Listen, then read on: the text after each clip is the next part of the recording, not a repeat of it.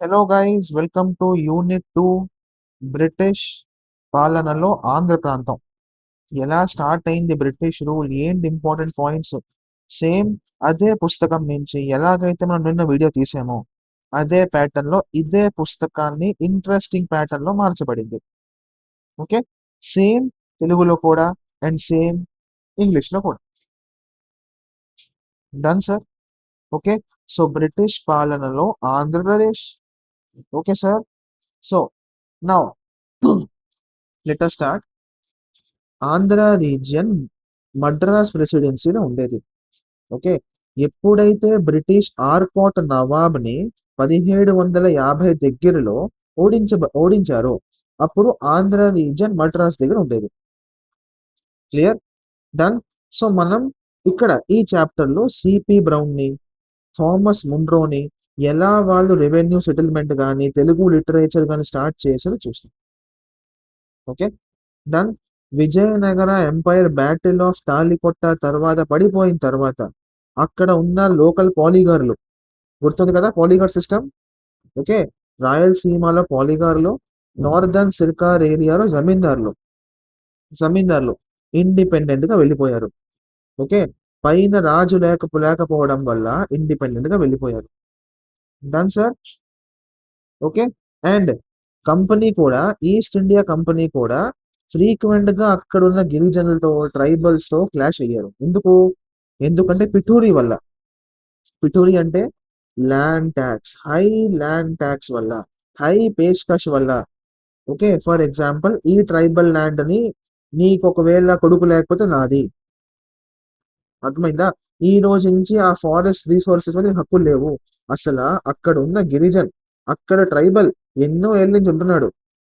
ఇప్పుడు వాడినేమో మీరేమంటున్నారు, you have no right to forest రిసోర్సా. వాడి మీద లైసెన్సింగ్ పెడుతున్నారు మీరు, మళ్ళా వాడి మీద లైసెన్స్ పెడుతున్నారు మీరు, అంతే. ఓకే, లైసెన్సుల చెలువ వంటివి కారణాలు. సో ఎన్నో కారణాలు ఉంటాయి. నౌ అడ్మినిస్ట్రేటివ్ సిస్టమ్ చెప్పండి. అప్పుడు అడ్మినిస్ట్రేటివ్ సిస్టమ్ సింపుల్ గా చెప్తే రెండు విధాలు. 1858 ముందు ఎప్పుడైతే కంపెనీ రూల్ ఉండేదో, 1858 తర్వాత డైరెక్ట్ గా క్రౌన్ రూల్ వచ్చింది, డైరెక్ట్ గా బ్రిటిష్ పరిపాలన వచ్చింది. Okay, clear? సో ఈ రెండు విధాలుగా మనం గమనించవచ్చు. సో కొన్ని ఫ్యాక్ట్ పాయింట్స్ రాసున్నాయి మన పీడిఎఫ్ లో, అది కొంచెం జాగ్రత్తగా గమనించండి. 1794లో బోర్డ్ ఆఫ్ రెవెన్యూ ఖతం చేసేశారు. ఓకే, మన మచిలీపట్నం పైన, వైజాగ్ ఫ్యాక్టరీల పైన బోర్డ్ ఆఫ్ రెవెన్యూ 1794లో ఖతం చేసేశారు. మరి ఎవరు సార్ ట్యాక్స్ కలెక్ట్ చేస్తారు? అప్పుడు ఐఏఎస్, ఒక డిస్ట్రిక్ట్ కలెక్టర్ ని పెట్టడం స్టార్ట్ చేశారు. So district collector system introduced from 1794. ఒకటి పోయింది, ఒకటి వచ్చింది. డన్. District administration 3 pillars. ఇప్పుడు ఒక డిస్ట్రిక్ట్ కి ముగ్గురు ఆఫీసర్లు కంపల్సరీగా ఉండేవారు. ఎవరెవరు సార్ వాళ్ళు? కలెక్టర్ ఒకడు, ఎస్పీ ఒకడు, అంటే ఒక ఐఏఎస్, ఒక ఐపీఎస్, ఒక డిస్ట్రిక్ట్ జడ్జి కూడా. మీరు గమనిస్తే ఈ రోజు కూడా మన డిస్ట్రిక్ట్ లో వీళ్ళు ముగ్గురే ఉంటారు. ఒక కలెక్టర్, ఒక ఎస్పీ, ఒక జడ్జ్. దీని అప్పుడప్పుడు మ్యాజిస్ట్రేట్ కూడా అంటాము. మీకు అర్థమవుతుందా? ఈ రోజు కూడా డిస్ట్రిక్ట్ అడ్మినిస్ట్రేషన్ లో ఈ ముగ్గురే very very important. Okay, clear? Done. So ఆ నార్దర్న్ సర్కార్ ఏరియా ఉందా, ఆ సర్కార్ ఏరియా మొత్తం 1766లో, అంటే అంటే దగ్గర దగ్గర ఆంగ్లో కర్ణాటిక్ వార్ ఇలా కనెక్షన్ చేస్తూ ఉండాలి. అర్థమైందా? అచ్చా 1766 బ్రిటిష్ వచ్చింది అంటే అచ్చా ఇలా జరుగుతుంది. Clear? Okay sir. So 1839 act లో Ganjam collector acted as governor's agent over agency areas. Clear? Done. 1839 చట్ట ప్రకారంగా గంజాం కలెక్టర్ గంజాం కలెక్టర్ ఏదైతే ప్రాంతాలు తర్వాత వచ్చాయో, ఏజెన్సీ ప్రాంతాలు ఉన్నాయో, okay, agency areas, hilly tribal areas, అక్కడ పనిచేశాడు. సో నీట్‌గా చూస్తే రెవెన్యూ పరంగా ఆంధ్రాలో 3 సిస్టమ్‌లు ఉండేవి. రయ్యత్‌వారీ సిస్టమ్ ఒకటి, జమీందారీ సిస్టమ్ ఒకటి, ఇనాందారీ సిస్టమ్ ఒకటి. ఇనాందారీ అనేవి డైరెక్ట్‌గా కిందన అంటే బ్రిటిష్ కిందన డైరెక్ట్ ల్యాండ్స్ ఉండేవి. ఇవి ఇలాంటి పేర్లు సుల్తాన్ టైం నుంచి వస్తున్నాయి. సుల్తాన్ అంటే మన ఈ డైనాసిటీ, స్లేవ్ డైనాసిటీ ఇల్తుత్మిష్. ఇనాం ల్యాండ్స్. ఇనాం అంటే డైరెక్ట్‌గా కిందన ఉంటాయి ఈ ల్యాండ్స్. జమీందారీలో ఏముంటుంది? మీరు చదివింది ఇండియన్ హిస్టరీలో జమీందారీ సిస్టమ్‌లో మధ్యలో ఒక మీడియేటర్ ఉంటాడు. మీడియేటర్ కిందన ఫార్మర్ ఉంటాడు, రైతు. మీడియేటర్ పైన ఇంగ్లీష్ కంపెనీ ఉంటుంది. మీడియేటర్ అనేవాడు రైతు నుంచి డబ్బులు లాగి ఇక్కడ పంపించాలి. పంపించకపోతే ఆ మీడియేటర్ కూడా తీసేస్తారు. క్లియర్? అప్పుడు ఆడి ప్లేస్‌లో కొత్త మీడియేటర్ పెడతారు. కానీ రయ్యత్ వారీలో ఎటువంటి మీడియేషన్ ఉండదు సార్. డైరెక్ట్‌గా ఇంగ్లీష్ ఈస్ట్ ఇండియా కంపెనీ డైరెక్ట్‌గా రైతు దగ్గర నుంచే డబ్బులు లాగుతాడు. క్లియర్? అంతే. ఈ 3 సిస్టమ్‌లు గుర్తుంచుకోండి. ఇంకో సిస్టమ్ కూడా ఉంటుంది. మెహల్వాడి సిస్టమ్. అది ఎక్కువగా మన ఆంధ్రలో రాలేదు. మధ్యలో రాయలసీమలో పెట్టారు. కానీ అది కూడా మళ్ళా తీసేశారు. వస్తుంది ముందు. చూద్దాం. Now district formation timeline. ముందుగా 5 డిస్ట్రిక్ట్‌లే పెట్టారు. గంజాం, విశాఖపట్నం, గోదావరి, కృష్ణా, నెల్లూరు. ఓకే. సో, మొదటిగా 5నే పెట్టారు. గంజాం, విశాఖపట్నం, గోదావరి, కృష్ణా, నెల్లూరు. డన్. కానీ అయితే మెల్లమెల్లగా డిస్ట్రిక్ట్‌లు ఆక్యుపై చేస్తున్నారో, అక్కడ లోకల్ రాజుల్ని ఓడించి మెల్లమెల్లగా చిన్న డిస్ట్రిక్ట్స్‌ని కబ్జా చేస్తున్నారు. సో, ఆ కబ్జా చేసిన అన్నిటిని ఒక దగ్గర పెట్టి అనంతపురం అని పేరు పెట్టారు.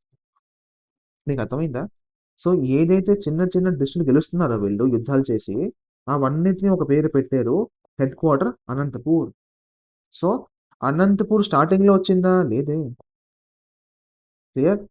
దాని తర్వాత ఇవి పెరిగిపోయాయి.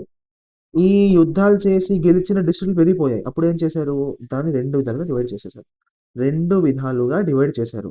మొదటి భాగం బెల్లారి, రెండో భాగం కడప. సో, ఇయర్ గుర్తుంచుకోండి. 1858లో కర్నూలొచ్చింది. 74లో Bhadrachalam taluk moved from central province into Godavari district. Bhadrachalam అనేది గోదావరి డిస్ట్రిక్ట్‌లో పెట్టడం జరిగింది. క్లియర్? వినే ఉంటారు. అందరి బంధువయ్య భద్రాచల రాముడయ్య. క్లియర్? 1882 అనంతపూర్ డిస్ట్రిక్ట్ పెట్టారు. క్లియర్? 1911లో చిత్తూరొచ్చింది. సో, ఇనీషియల్ ఏవొచ్చాయో చిత్తూరు చూడండి ఎంత లాస్ట్‌లో వచ్చిందో. 1911లో ఆఖరికి చిత్తూరొచ్చింది. ఓకే. Done sir. ఇదైతే మీరు చెప్పారు. డిస్ట్రిక్ట్‌లు ఎలా వచ్చాయి. ఓకే. ఇప్పుడు చూద్దాము ల్యాండ్ రివెన్యూ సెటిల్మెంట్స్. మన ఆంధ్రాలో ల్యాండ్ రెవెన్యూ ఎలా ఉండేది? దానికన్నా ముందు ఈ కోర్ట్స్ చూసుకోండి. 3 రకాలమైన కోర్ట్స్ ఉండేవి. ఈ చిన్న దొంగల డిస్ప్యూట్‌లు, ఈ చిన్న ల్యాండ్ డిస్ప్యూట్‌లు అవన్నీ వెళ్ళేయి సదర్ అమీన్ కోర్ట్స్‌లో. డిస్ట్రిక్ట్ లెవెల్ సివిల్ కోర్ట్స్ వెళ్ళేయి సదర్ అదాలత్ కోర్ట్స్‌లో. అండ్ క్రిమినల్ కోర్ట్స్ అనేది సదర్ ఫౌజ్‌దారీ కోర్ట్స్. అంతే. అమీన్, ఫౌజ్‌దారీ అండ్ అదాలత్. ఓకేనా? సో, ఇది గుర్తుంచుకోండి. మీకు క్వెషన్ ఎలా వస్తుంది? వాడిస్తాడు క్రిమినల్ కోర్ట్‌ని సదర్ అదాలత్ అని చెప్పేవాళ్ళు. అవునా? ఓకే. మైనర్ ఇష్యూస్ సదర్ ఫౌజ్‌దారీలో పెట్టేవాళ్ళు. అవునా? లేదే.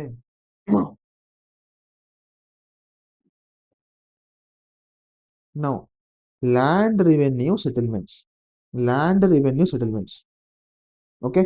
Now land was classified as హవేలీ. హవేలీ అంటే ఏంటి సార్? హవేలీ అంటే ఏంటి? ఓకే. సో, హవేలీ ల్యాండ్స్ అని చెప్పేవాళ్ళం. ఏ ల్యాండ్స్‌ని హవేలీ చెప్పేవాళ్ళం? హవేలీ ల్యాండ్స్ డైరెక్ట్‌గా గవర్నమెంట్ కిందన ఉండేవి. అంటే ఇది కూడా దగ్గర ఇనాం ల్యాండ్స్ లాంటివే. ఇంకొన్ని ల్యాండ్స్‌ని జమీందార్ ల్యాండ్స్ అనేవాళ్ళు. ఏదైతే జమీందార్‌కి సర్కార్ ఇస్తుందో, బాబు నువ్వు వెళ్లి రైతు నుంచి డబ్బు లాగు, మాకు ఆ డబ్బు పంపించు. Mediator lands. ఓకే. సో, ఆ కాంట్రాక్ట్‌ని ఏమంటాము? జమీందార్‌కి, కంపెనీకి మధ్య కాంట్రాక్ట్‌ని ఏమంటాము? Very important word. ఇలాంటి వర్డ్స్ ఎగ్జామ్‌లో రావచ్చు. క్లియర్? ఎందుకంటే పేష్‌కష్ అనే వర్డ్ మీ గ్రూప్ 2 ఎగ్జామ్‌లో వచ్చింది. పేష్‌కష్ అంటే ఏంటి? మెయిన్స్ ఎగ్జామ్‌లో హిస్టరీ సెక్షన్‌లో ఈ క్వెషన్ వచ్చింది. ఓకే. ఆ క్వెషన్ ఉందా నా దగ్గర ఇంకా? క్వెషన్ వెతకాలి. మీరు వెతకండి ఒకసారి. క్లియర్. పేష్‌కష్ అనే వర్డ్ డైరెక్ట్‌గా అడిగేసాడు వాడు. డైరెక్ట్‌గా. ఓకే. ఓకే. డన్. సో, ఈ వర్డ్ కూడా వెరీ వెరీ ఇంపార్టెంట్ అండి. గుర్తుంచుకోండి. నౌ కౌలు అంటే ఏంటి? సార్ గవర్నమెంట్ కాంట్రాక్ట్స్ సార్ ఇది. ఓకే. రయత్వారీ మీకు చెప్పేసాను. జమీందారీ మీకు చెప్పేసాను. ఇనాందారీ కూడా మీకు చెప్పేసాను. ఓకే. క్లియర్. సో, జమీందారీ సిస్టమ్‌ని పర్మనెంట్ సెటిల్మెంట్ సిస్టమ్ కూడా అనేవాళ్ళు. సీ గుర్తుంచుకోండి ఒక విషయమా చూడండి. జమీందారీ సిస్టమ్ అంటే 1 మంత్ కాంట్రాక్ట్ కూడా 1 ఇయర్ కాంట్రాక్ట్ కూడా ఉండేది. 5 ఇయర్ కాంట్రాక్ట్ కూడా ఉండేది. 10 ఇయర్ కాంట్రాక్ట్ కూడా ఉండేది. పర్మనెంట్ కాంట్రాక్ట్ కూడా ఉండేది. మీకు అర్థమవుతుందా? కానీ కార్న్‌వాలిస్ అనేవాడు 10 ఇయర్ కాంట్రాక్ట్ తెచ్చాడు. ఈ 5 ఇయర్ కాంట్రాక్ట్ కూడా వచ్చింది. కానీ అది వారెన్ హేస్టింగ్స్ తెచ్చాడు. అది వారెన్ హేస్టింగ్స్ తెచ్చాడు. మీకు అర్థమవుతుందా? యెస్. సో, జమీందారీ ఒరిజినల్లీ 5 సంవత్సరాల కోసం, 1 సంవత్సరం కోసం వచ్చింది. కానీ అది ఎవరు తెచ్చారు? వారెన్ హేస్టింగ్స్ తెచ్చాడు. 1793లో కార్న్‌వాలిస్ తెచ్చిన సెటిల్మెంట్. అది అయితే 10 సంవత్సరాలయింది లేదా పర్మనెంట్‌గా మారింది. ఓకే. అంటే 10 సంవత్సరాలకి అదే జమీందార్, అదే రైతు నుంచి డబ్బులు లాగాలి, సర్కారుకి పంపించాలి. డబ్బులు పంపించలేకపోతే సార్, డబ్బులు పంపించకపోతే అందులో ఒక క్లాజ్ కూడా ఉండేది. ఆ క్లాజ్ పేరు సన్‌సెట్ క్లాజ్. అది పీడీఎఫ్‌లో లేదు రాసుకోండి పక్కన. Sunset clause. అంటే, అంటే సూర్యాస్తం అయ్యే ముందు డబ్బులు చేతికి అందలేదో నీ ప్లేస్‌లో వేరేవాడు వస్తాడు. ఓకే. డన్. అంతే. Okay sir. Done sir. So, జమీందార్ ఏదైతే టాక్స్ కడతాడో రైతు నుంచి తీసుకొని ఎవరికి? బ్రిటిష్ వాళ్ళకి. దాన్ని పేష్కష్ అంటాము. అయితే ఈ సెటిల్మెంట్ ఎక్కడ సార్ వేశారు వీళ్ళు? ఎక్కడ వేశారు? గంజాం నుంచి నెల్లూరు వరకు. గంజాం అంటే ఒడిస్సా ఏరియా నుంచి నెల్లూరు. చెన్నై మన ఇది తిరుపతి వరకు. సుమారుగా ఆ area. Ganjam to Nellore. Ganjam to Nellore. అయితే రయ్యత్ వారి మీకు చెప్పాను సిస్టమ్ ఏంటో. కానీ ఎవరు తెచ్చారు ఈ రయ్యత్ వారి system? Very very important question. Captain Read. అప్పుడప్పుడు దీన్ని ఆర్‌ఈఏడీ కూడా రాస్తాము. Captain Read. Okay. And Thomas Munro. వీళ్ళిద్దరూ కలిపి ఈ సిస్టమ్ తెచ్చారు. Captain Read, Thomas Munro. Okay. రైతుకే భూమిపై యాజమాన్యం హక్కులు లభించాయి. కానీ పర్మనెంట్ సెటిల్మెంట్‌లో హక్కుండేదా? ఆ హక్కు ఉండేది కాదు. కానీ రయ్యత్ వారిలో రైతంటే ఏంటి? రయ్యత్ అంటే రైతు. రైతు. ఆ రైతుకే ఆ రైట్స్ ఇచ్చారు. క్లియర్. కానీ ఇది కూడా సక్సెస్ అయిందా? సక్సెస్ అనేది మాత్రం ఈ సిస్టమ్ కూడా అవ్వలేదు. కానీ పోనీ ఏదో దీనికన్నా బానే ఉందని చెప్పుకున్నాం కాబట్టి ఓకే. డన్. అయితే ఆంధ్ర, తమిళనాడు ఏరియాలో ఫస్ట్ ఎక్కడ సార్ వచ్చింది సిస్టము? భారమెహల్. సేలం డిస్ట్రిక్ట్ భారమెహల్. ఓకే. సేలంలో వచ్చింది సిస్టమ్ ఫస్ట్. ఇది గుర్తుంచుకోండి. క్లియర్. దాని తర్వాత మెల్లమెల్లగా థామస్ మున్రో వేరే వేరే చోట్ల పంపించాడు. అంతే. నౌ మరి మెహల్వాడి సిస్టమ్ ఏంటి సార్? మెహల్వాడి సిస్టమ్ కూడా మీరు చదువుతారు. ఇండియన్ ఇండియన్ హిస్టరీలో. ఏంటది? ఒక విలేజ్ మొత్తాన్ని ఒక యూనిట్‌గా లభిస్తారు. అచ్చా! ఈ విలేజ్ నుంచి ₹1,00,00,000 రావాలి. కంపల్సరీగా పంపించేయాలి. ఎవరు పంపిస్తారు? ఆ యజమాని. ఆ సర్పంచ్. విలేజ్ యొక్క యజమాని ఆ కాంట్రాక్ట్ తీసుకుంటాడు. క్లియర్. ఇక్కడ భూమి పద్ధంగా కాదు. ఇక్కడ మొత్తం విలేజ్ పరంగా చూస్తారు. Clear. Okay. So, village is taken as taxing unit. Okay. ఒక గ్రామాన్ని, ఒక గ్రామాన్ని యూనిట్‌గా తీసుకుంటారు. ఓకే. Done sir. అంతే. ఇది 1804లో నెల్లూరు రాయలసీమ ఏరియాలో పెట్టారు. కానీ ఈ సిస్టమ్ నిజంగా పని చేయలేదు. సో, మళ్ళా రయ్యత్ వారి పెట్టేసారిక్కడ. సో, మీకు క్వెషన్ రావచ్చు. ఆంధ్రాలో అసలు మెహల్వాడి సిస్టమ్ పెట్టే లేదు. ట్రూవా? పెట్టారు సార్. రాయలసీమలో పెట్టారు, నెల్లూరులో పెట్టారు, నార్దర్న్ సిర్కార్స్‌లో పెట్టారు. కానీ అది పని చేయలేదు. ఓకే. క్లియర్. డన్. ఇది బాగా పని చేయకపోవడంతో చివరికి రయ్యత్వారీ వ్యవస్థనే మళ్ళా చేశారు. Okay sir. ఇది మీరు చూసుకోండి ఈజీనే. Now very very important information. Very very important information. Okay. సొసైటీలో ఎడ్యుకేషన్ గురించి ఈ డేట్స్ కూడా గుర్తుంచుకోవాలి మీరు. 1812లో మద్రాస్ లిటరరీ సొసైటీ వచ్చింది. Madras literary society. ఓకే. మన మచిలీపట్నం నుంచి 7 మెంబర్స్ ఉన్నారు ఇక్కడ. సో మీ క్వెషన్ రావచ్చు. మద్రాస్ లిటరరీ సొసైటీ నుంచి ఎంతమంది పార్ట్ మచిలీపట్నం నుంచి? సార్ 7. ఓకే. ఇది అవసరం లేదు, వదిలేయండి. నౌ 1852లో గజులు లక్ష్మీ నరసు చెట్టి మద్రాస్ నేటివ్ అసోసియేషన్ తెచ్చారు. Madras native association. మద్రాస్ మహాజన్ సభ వేరు సార్. అందుకే నేను ఇక్కడ చాలా క్లియర్‌గా రాశాను. మద్రాస్ మహాజన్ సభ వేరు. అది వేరు. దీన్ని కలపకండి. ఇది మీరు ఇండియన్ మోడర్న్ హిస్టరీ చదువుతారు. Done. Madras native association. Done sir. Okay sir. Kakinada literary association. కాకినాడలో వచ్చింది. ఎప్పుడు? 77లో. 1877లో వచ్చింది. Public discussion forum in Machilipatnam 51లో వచ్చింది. Okay sir. అలాగే మొత్తం ఇండియాలో ఫస్ట్ రైల్వే లైన్ ఎప్పుడు వచ్చింది sir? First railway line sir Bombay నుంచి థానే 54లో, 1854లో. కానీ ఆంధ్రాలో గుర్తుంచుకోండి, 62లో వచ్చింది. పుత్తూరు నుంచి రెనిగుంట. ఓకే. పుత్తూరు నుంచి రెనిగుంట. దాని తర్వాత గుట్లీ నుంచి రెనిగుంట. అంతే. Okay sir. Done sir. అంతే. మునిరో గారు ఎన్నో స్కూల్స్ ఎస్టాబ్లిష్ చేశారు. ఎడ్యుకేషన్ పరంగా చూద్దాం ఇంపార్టెంట్ ఏంటో. మునిరో గారు ఎన్నో తహసీల్దారీ స్కూల్స్ ని తెచ్చారు. ఎన్నో కలెక్టరేట్ స్కూల్స్ తెచ్చారు. ఓకే. సో ఇవి కొన్ని డేట్ లైన్స్ ఉన్నాయి. చాలా జాగ్రత్తగా నీట్గా చదవండి. ఓకే. కానీ అన్నీ అవసరం లేదు. ఒక important for example yes, girls school ఎప్పుడు కూడా ఇంపార్టెంట్ టాపిక్. చూసారా? విశాఖపట్నం గర్ల్స్ స్కూల్ చదవండి. ఎప్పుడు వచ్చిందో? 1806. హిందూ ఆంగ్లో వర్నాక్యులర్ స్కూల్, మన భాషలోనే స్కూల్ ఓపెన్ చేశారు. చాలా ఇంపార్టెంట్ సార్ ఇది. అర్థమవుతుందా?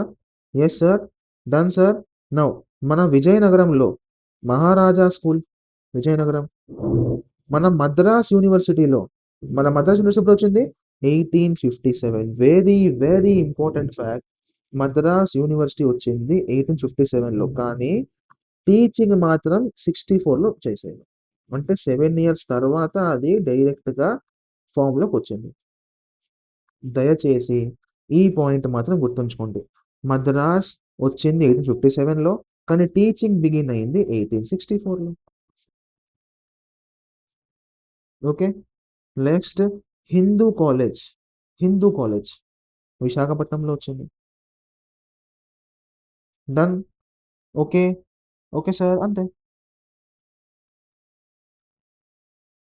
Now George Noble Taylor. George Noble tailor.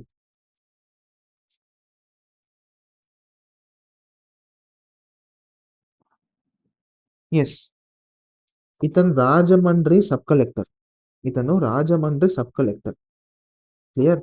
So ఇతనేం చేశారంటే పక్కనున్న చిన్న చిన్న గ్రామాల నుంచి కొంచెం కొంచెం డొనేషన్ తీసుకున్నారు. ఆ డొనేషన్‌తో ఒక మంచి మంచి స్కూల్స్‌ని తయారు చేశారు. ఆ మోడల్ చాలా సక్సెస్ అయింది. Funded by local donations. So local donation నుంచి ఆ స్కూల్ స్టార్ట్ చేశారు. క్లియర్. ఓకే. స్థానిక విరాళాల ద్వారా ఇది రేట్ స్కూల్స్ అనేవారు దీన్ని. ఏమనేవాళ్ళు? Rate schools. Rate schools. So ఇతని పేరు మీద ఈ సిస్టమ్ పడిపోయింది. Taylor system of education. Taylor system of education. Okay. ఎక్కడ ఎక్కువగా ఉంది? Sir Godavari district. Godavari district.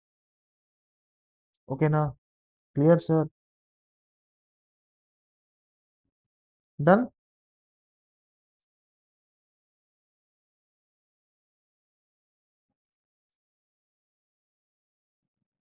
Next religion. Religion religion పరంగా చెప్పండి ఇంపార్టెంట్ ఏంటో. రాబర్ట్ డి నొబిలి క్రిస్టియానిటీ సౌత్ ఇండియాకి తెచ్చారు. క్లియర్. ఇతన్నే తత్వ తత్వ బోధానంద స్వామి కూడా చెప్పేవాళ్ళు. క్లియర్. డన్. 1719లో జర్మన్ నుంచి ఒక మిషనరీ వచ్చింది, బెంజామిన్ స్పెల్స్. ఆయన తెలుగు గ్రామర్ రాశారు. అర్థమవుతుందా? 1727లో బైబిల్ని తెలుగులో మార్చారు. సో మీ క్వశ్చన్ రావచ్చు, ఏ సంవత్సరంలో బైబిల్ని తెలుగు భాషలో మార్చడం జరిగింది? 27 సార్.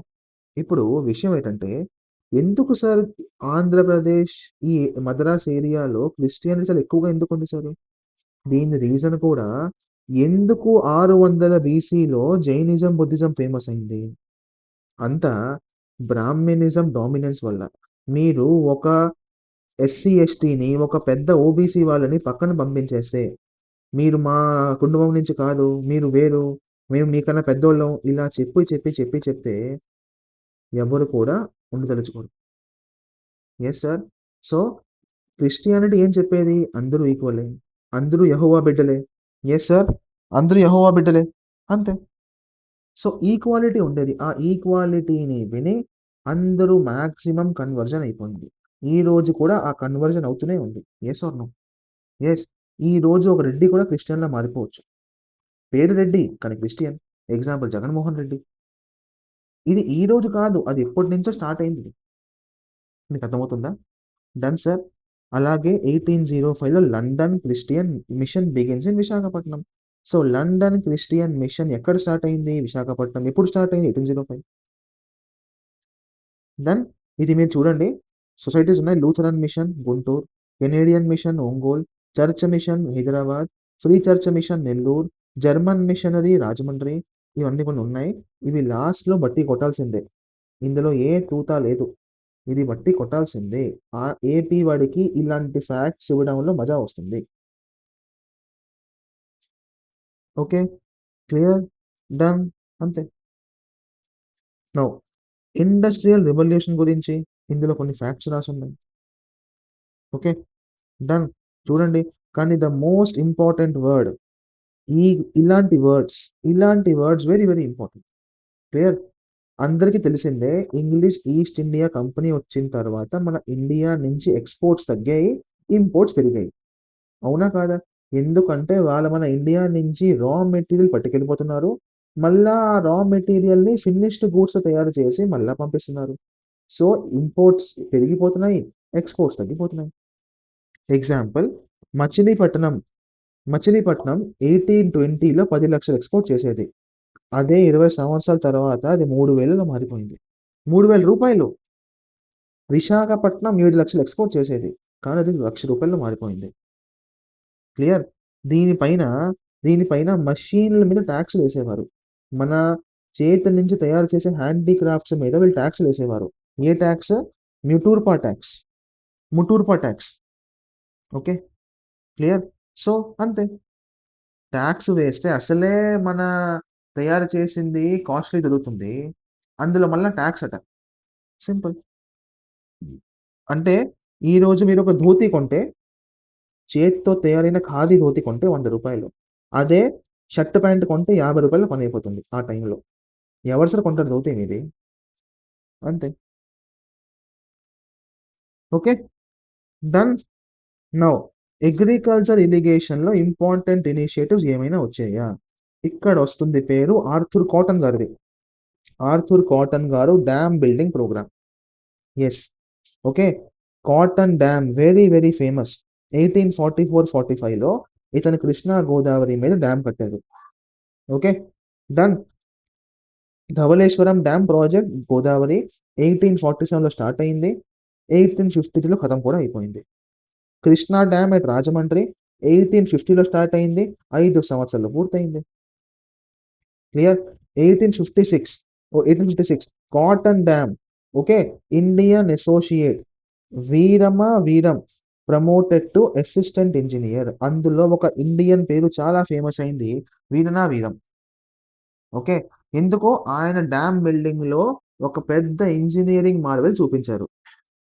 అంతే. Clear sir? Okay sir. అంతే. సో, ఇదంతా కూడా నౌ 1857 ఈ 2 గుర్తుంచుకోవాలి. ఆర్థర్ కాటన్ వీరమా వీరం. డన్. ఓకే. సో, ఇతన్నే టైటిల్ ఇచ్చారు రావ్ బహాదూర్. ఎవరికిచ్చారు టైటిల్? ఈ బాక్స్ కంటిన్యూషన్‌లో ఉంది.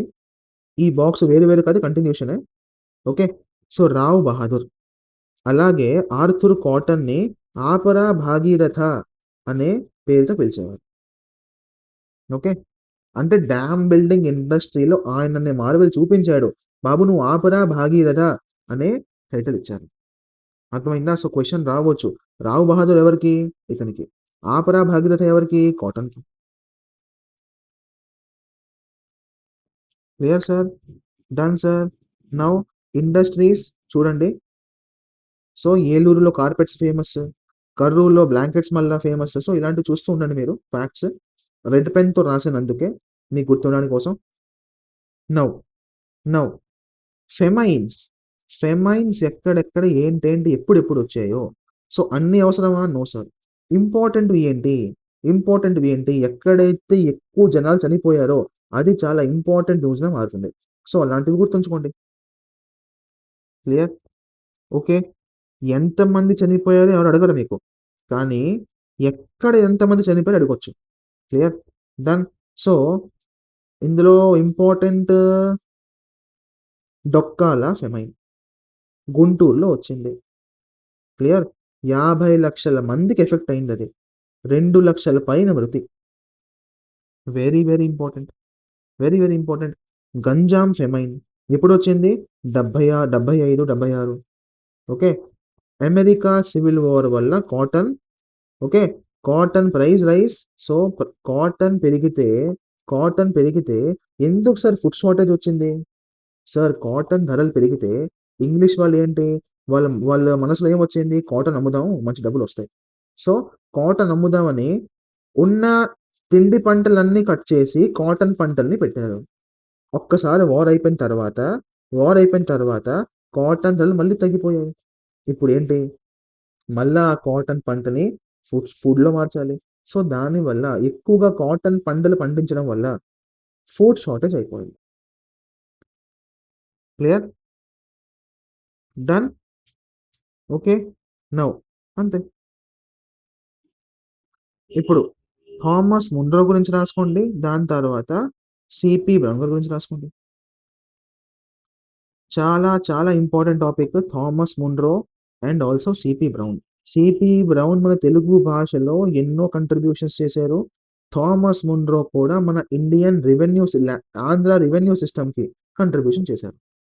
ఫస్ట్ ఆఫ్ ఆల్ తెలిసిందా మీ అందరికీ? బారామహల్ రీజియన్‌లో రయ్యత్ వారీ సిస్టమ్‌ని ఫస్ట్ పెట్టారు. ఓకే. క్లియర్? అలాగే వెరీ వెరీ ఇంపార్టెంట్ పాయింట్ ఇతను పాలీగార్లని సప్రెస్ చేశారు.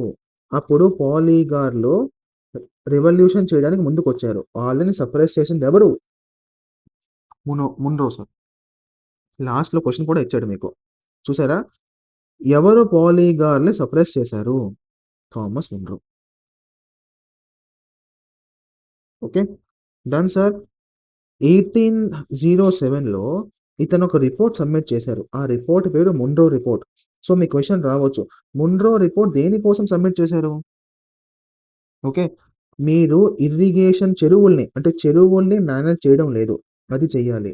మీరు రైతులకి హక్కులివ్వడం లేదు. జమీన్ మీద ల్యాండ్ మీద అదివ్వండి. సో, కొన్ని మంచి పాయింట్లు ఈ రిపోర్ట్‌లో చూసాము. సో, ఈ రిపోర్ట్ దేనికోసం మాక్సిమం వచ్చింది? Agriculture, water and land. ఇది గుర్తుంచుకోండి. ఓకేనా? క్లియర్. 1820లో ఇతన్ని మద్రాస్ గవర్నర్‌గా అపాయింట్ చేశారు. అంతేనా? Clear sir. అంతే. సో, ఇతనికి హిందూ ట్రెడిషన్స్ చాలా ఇష్టం ఉండేది. చాలా రెస్పెక్ట్ చూపించేవారు. ఎలా సార్?